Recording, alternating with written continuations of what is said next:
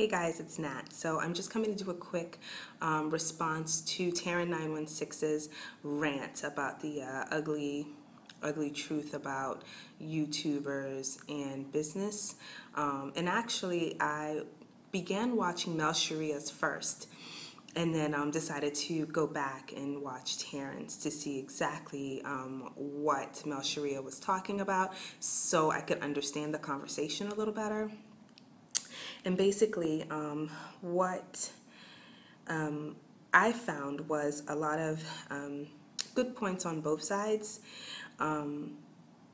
So just to backtrack, for me, I don't have a lot of subscribers, which is fine with me. I'm glad that people, and I can tell by views that, there are people out there, in the international community that actually, they like my videos, which is great, and that's enough for me. I'm not trying to turn this into a business. That's not what I want. I understand that there's people who, parlay this into a business, and that's totally cool, to each their own. But I have a career that I love and that I'm trying to build and grow, so this is not necessarily the it thing for me.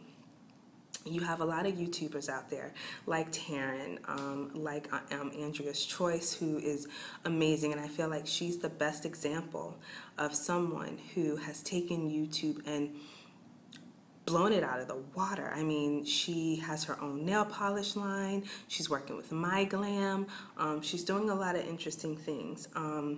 And so, you see those stories, and then you see those like KimmyTube, who built a business with her YouTube, but her business is thriving even though her presence on YouTube has dwindled. But that's because, she built something. And then you have YouTubers like Natural85, who I absolutely love, who I've never really seen push a product or give product reviews. I can't really think of a time when she did that. And then you have people who are like Taren916, who started off doing a lot of product reviews, and she's absolutely right and honest in the fact that she hasn't done a lot of product reviews lately, and I've seen that. And then you have others like 160 Days to Go To, who is also another person who talks about products. And you have people like Melsharya, who I had a chance to meet at a Karen's Body Beautiful meetup, and she was really lovely. And you can tell that she just loves trying different things on her hair, which I think it's cool because I don't. I pretty much find what I like and I stick to it, and I don't think it's any surprise that, my favorite product is Karen's Body's Beautiful. I'm not paid by them. I've never been paid by them. I've never been given free products to try from them. Everything I have has either been in a swag bag or I have purchased myself. So I think that's pretty much the spectrum of the type of YouTubers you have. Now, when you talk about businesses and talking about YouTubers knowing their worth, there's two different spectrums. There are YouTubers who do this for fun. They're not trying to parlay this into a business. Like Melsharya said, this doesn't pay her bills. This is not what is the be-all, end-all for her. It's something she likes to do on the side. She has a career, and that's it for her. You have someone like Taren, who has made this her business. So like I said, two different sides of the spectrum. If you are a person who's just doing this because you love doing it, and let's say you have 50,000 subscribers, and you have someone like, a Taren, and I don't really know how many subscribers she has, but and I'm not trying to undermine the numbers of subscribers, but I'll just use a random number of 100,000 just to make it, make sense. 100,000 subscribers. If a company goes to Taren and says, I'd really like for you to do a product review, and she says, okay, that's fine, but I need compensation for doing such because of my presence and my value, and that person says, okay. They go to a YouTuber with 50,000 subscribers and says, hey, here's the product we'd like for you to try, and that person says, sure, I'll do it, because it's not their business. They might do it for free, or they might require less money than Taren because they have less subscribers and they have less of a presence. That's competitive business. That's competitive bidding. If you go, and a lot of companies do this, if you go to Best Buy or you go to Home Depot, sometimes they do price matching, things like that. It's competitive business. It's the nature of business. And I think that when you turn something into a business, and you're in a business that is not regulated, you're going to have these problems. You know, the whole idea of YouTube is so new. You know, there are no regulations for it. You know, you have things like freelancers unions and things like that to help regulate certain things, and you have organizations that help to regulate prices and things like that. But in, you know, for YouTube, sky's the limit. You can do whatever you want to do. And I think this is where it comes into play. And I think that Taren isn't necessarily, her frustration may not necessarily, and you know, correct me if I'm wrong, the frustration is not necessarily with the companies, because the companies are doing what all companies do. They take advantage.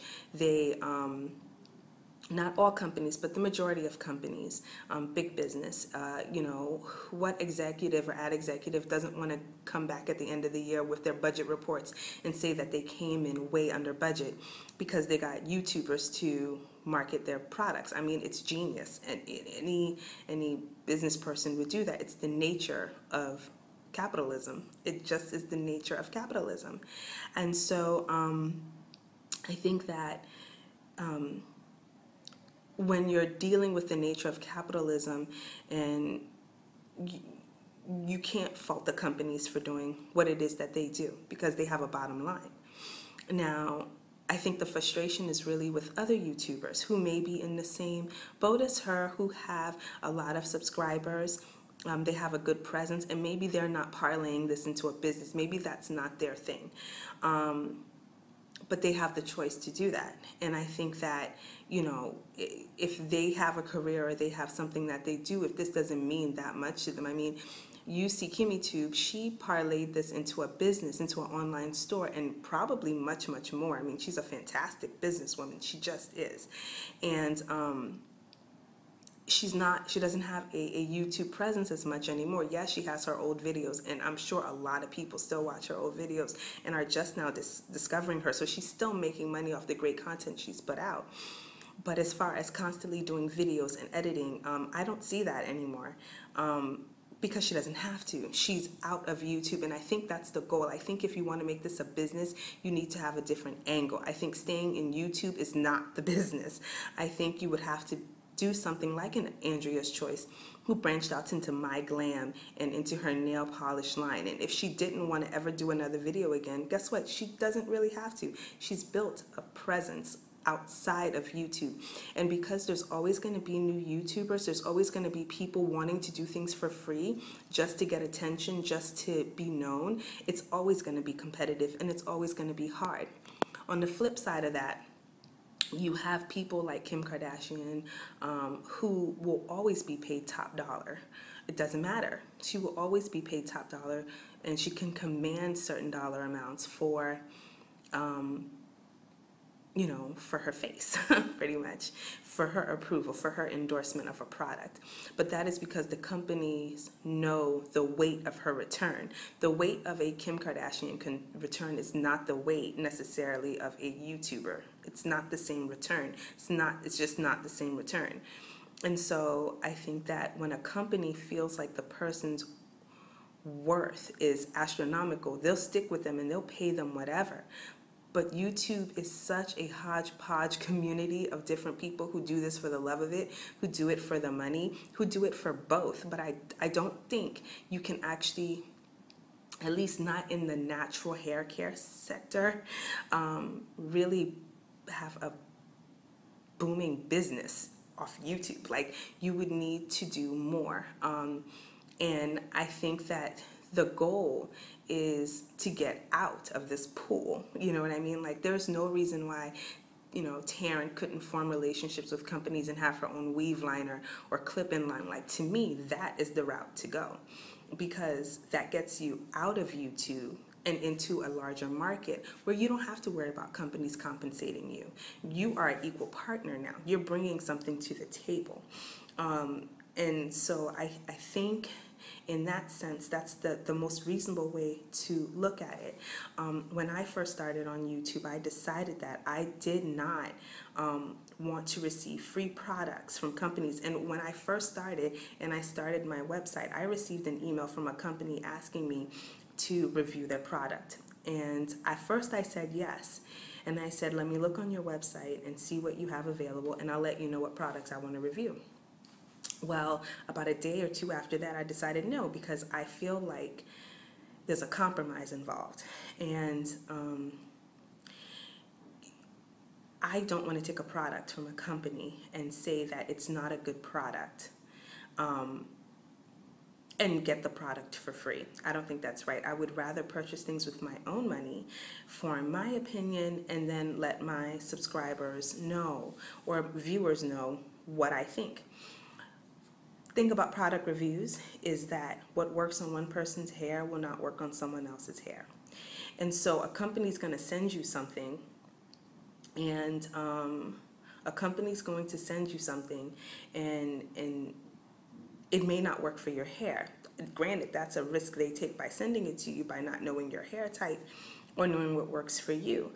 But for me to take products from a company and not like it and do a false review, especially if you're contractually obligated, because that's the thing. If you're talking about exchange of money and things like that, no company is going, no viable company to me is going to give you money without a contract. And so in a contract, there has to be stipulations. There has to be something that says, what their agreements are, because there are such things as breach of contracts, and everybody knows the American way is suing. So I don't think that they're going to do anything like that. They do things, they'll do things by the book because they are a business and they need to be accounted for their finances and where they go. Now, I think that these companies are taking a risk by sending out their products, but it's something that it's a risk that they can take because they have so much money. They have the option to do it. However, I think that you run the risk of not being a legitimate YouTuber if you're constantly giving everything a high five. Like, I can't believe that every product everyone tries always works great on their hair. I'm sorry, call me, a skeptic, but I don't believe that, and I will never endorse anything. And you can see by any of my videos that I'm pretty consistent about what I use. I just am. And the only thing that I've really, seen a big response to on my channel is the hothead, and that's not an actual product you put on your hair.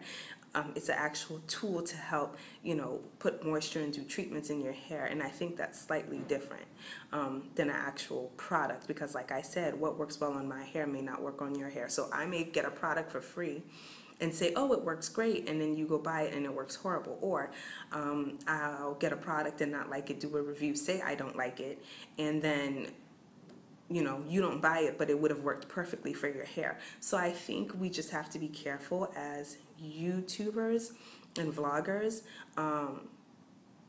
to put a good message out there, to make sure people understand that what works for my hair may not work for your hair. The very first thing I did was show my curl pattern for very good reason, so people understood what my hair was like, to know if I'm the kind of person that they may want to watch. Now, granted, I don't talk a lot about products. I really do a lot of styling and hairstyles. That's my niche. That's what I like to do. I just about change my hairstyle every other day, so that's what I like to do.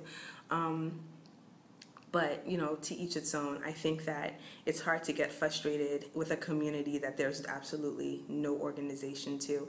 And I think that, she's built such a presence that now it's on to bigger and better things. Like, I think she's outgrown YouTube, actually. And I think she can parlay this into a major business. So that's my 2 cents. I don't think that people who love doing this and getting free products should be faulted for it. No, it's their choice. It's America. You have choices. You have options. If you feel like that's what you want to do, that's fine. If you have a really good career and you don't really care about a company paying you for endorsing a product, that's your business. You have people who, have their bills paid, you know, and they just do this for fun, or stay-at-home moms or whatever, who just do this for fun, who may not even want to parlay this into a business. And I don't think they should be faulted. I think that when you reach a certain level, it's time to branch out. And I think that's really what it is. These companies can't be faulted. They're doing what companies do, and people have choices. They make choices, they decide, and it doesn't mean that because you don't charge doesn't mean you have value. It means that that's just not your thing. So that's my 2 cents. All right, take care, guys. Bye.